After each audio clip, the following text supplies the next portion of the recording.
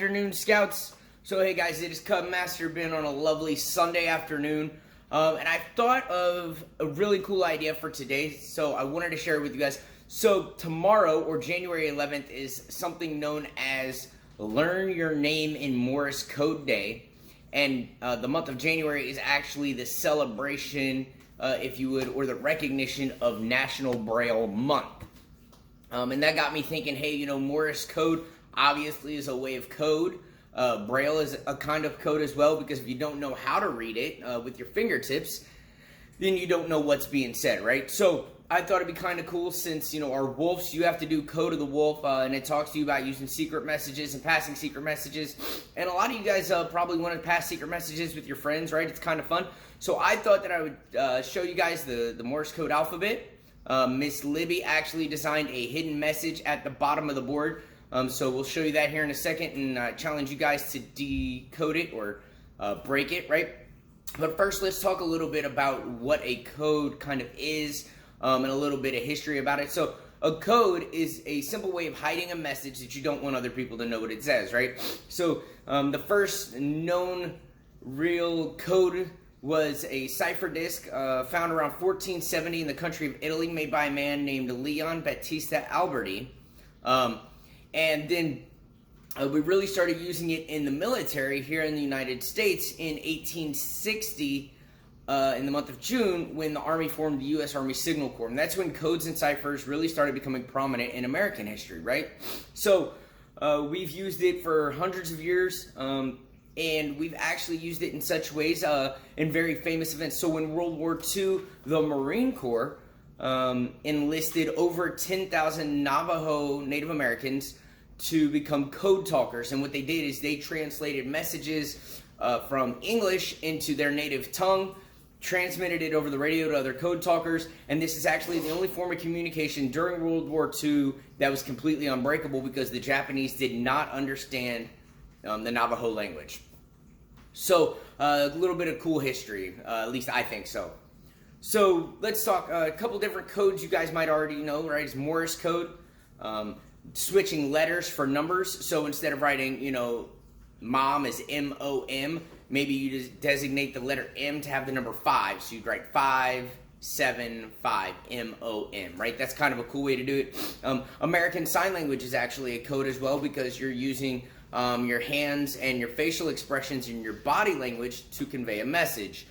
Much like we did originally when we first started using coding in the military, we used torches and lights and flags to send messages, you know, and we would wave them back and forth, up, down, you know, in different directions, and positions would dictate different signs or words to other people. And they actually still use that on ships.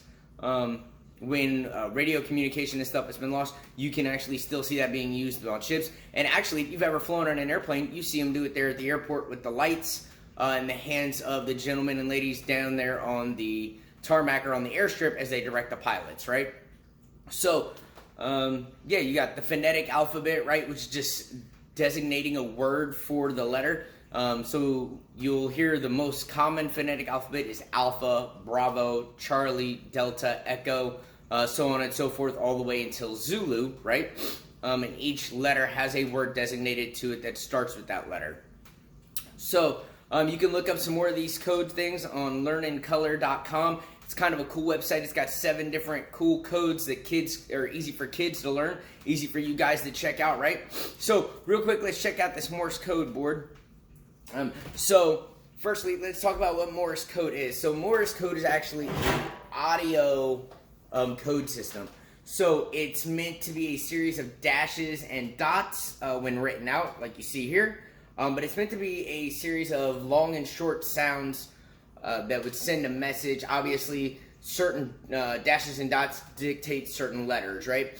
So you might, depending on the movies or the shows you watch, you might see it sometimes where there's guys sitting there with earpieces on, and they're sitting there with a little machine going beep beep beep beep beep beep beep beep beep beep beep beep beep beep beep beep. That's Morse code. They're actually sending that message over a telephone wire using these symbols and dots to get that message across, right?